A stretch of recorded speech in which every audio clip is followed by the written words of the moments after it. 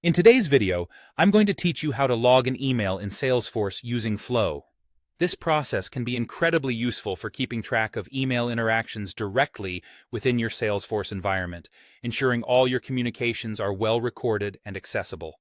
Let's dive right in and walk through the steps together. First, you need to start by logging into your Salesforce account. Once you've successfully logged in, take a look towards the top of the screen where you'll notice the gear icon. It's the settings icon that you'll need to click on. This click will reveal a drop-down menu, and from there, you'll need to select Setup. This selection will guide us into the more detailed settings area, where we can start configuring the flow that will help us log emails effectively.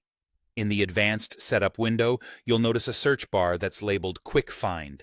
In this field, type the word Flows. As you begin typing, you'll observe options appearing beneath the search bar, narrowing down to precisely what we need. Once you spot the option labeled Flows, click on it. This action will transport you to the page where you can manage and create new flows. Now that you're on the Flows page, the best approach is to start fresh. You'll want to select the option Start from Scratch.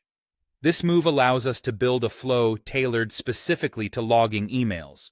When you start a new flow from scratch, it provides the flexibility to customize according to your specific requirements and ensures no pre-existing configurations interfere with our objectives.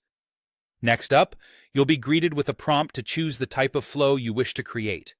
For our particular purpose, select Record Triggered Flow. This choice is essential because we need the flow to automatically initiate whenever a specific action occurs. In this scenario, when an email is sent. After selecting the type of flow, it's crucial to specify the object you're working with.